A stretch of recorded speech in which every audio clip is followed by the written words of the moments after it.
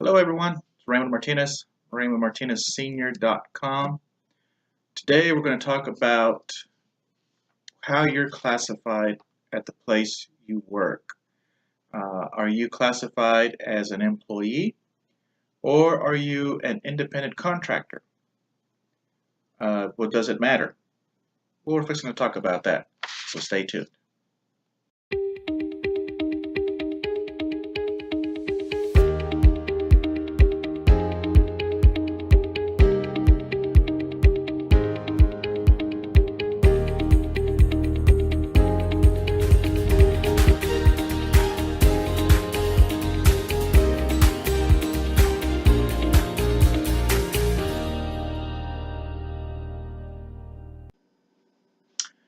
Okay, so we're going to talk about employee or independent contractor.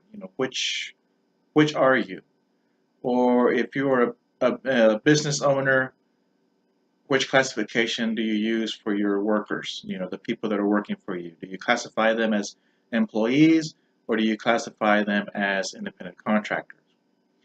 Okay, many small businesses utilize or are utilized as independent contractors.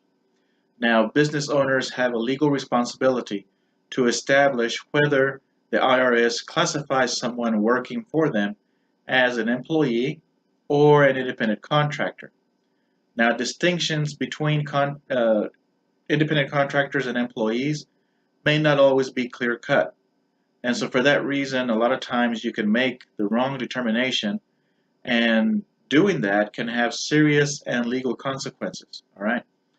So before we delve into the topic here, I just want to do a quick reminder that if you do have a legal question or a legal issue regarding an employee status, whether to classify them one way or the other, please contact your provider law firm, speak to an attorney right away, and that way they can review the information with you and help you determine how you should classify the people that are working for you.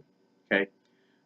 If you are a worker and you have questions about how you are classified, again, contact your provider law firm, speak to an attorney about it. Okay, get those questions answered.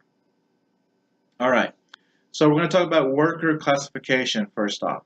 Okay, there are 4 worker classifications that are made by the IRS, and some states may classify workers differently than the IRS.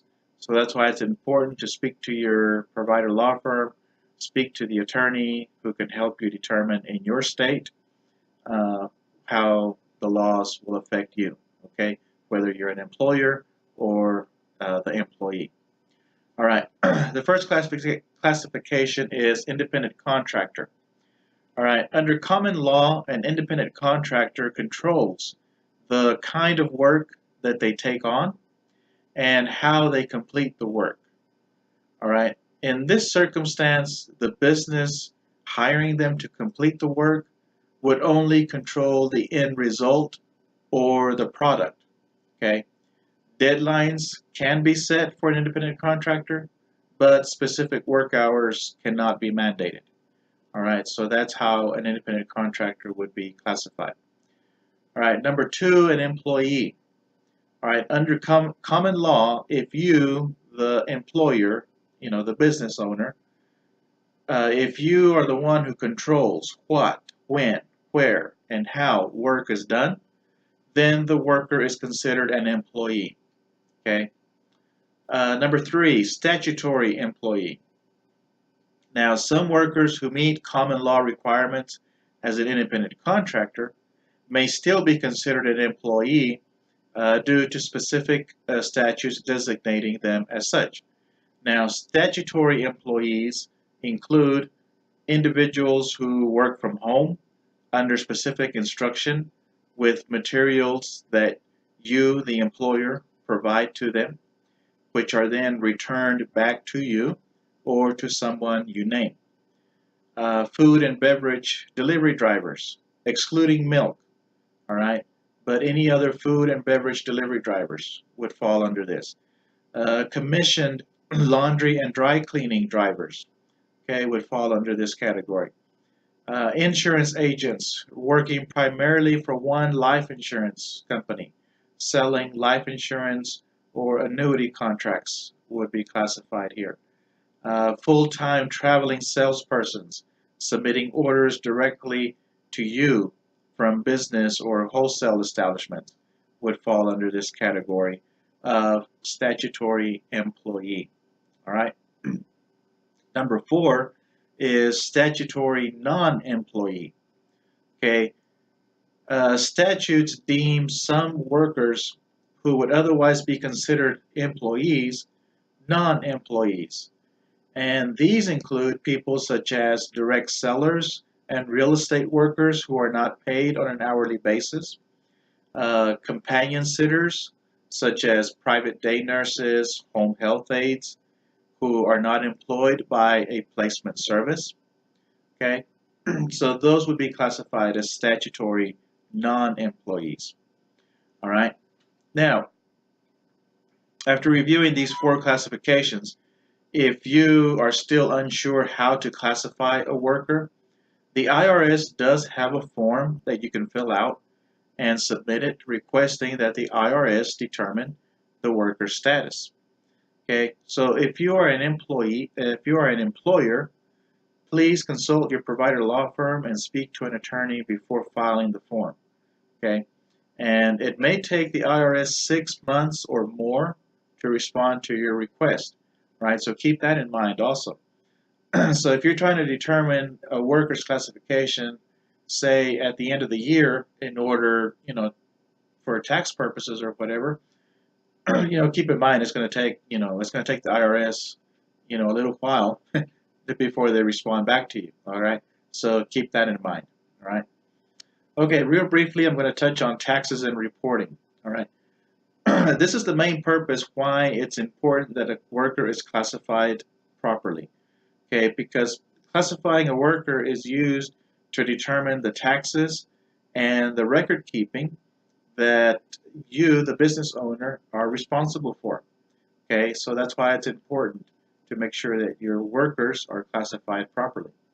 Okay, the forms that are needed, forms, information, and everything that you need for independent contractors and employees are located at the IRS website.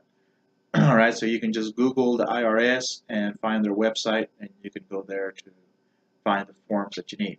Again, make sure you review the forms with your attorney by contacting your provider law firm. Have them review everything before anything is submitted. Okay. Last thing I want to mention is penalties. Okay, employers who fail to accurately report an employee may be held liable for past due employment taxes. All right, now there are relief provisions in some circumstances, but there's no guarantee that you'll be granted relief. Right, so keep that in mind. All right, so that's why it's important. Again, make sure that your workers are classified properly, because you, as the business owner, you don't want to have to end up having to pay more taxes than you need to, or end up having to owe taxes because a worker was not classified the right way. All right. Again, if you have any questions, please contact your provider law firm, speak to an attorney right away about any questions or issues that you might be facing. All right, whether you're an employee or whether you're an employer. All right, make sure you contact your provider law firm, speak to an attorney about it.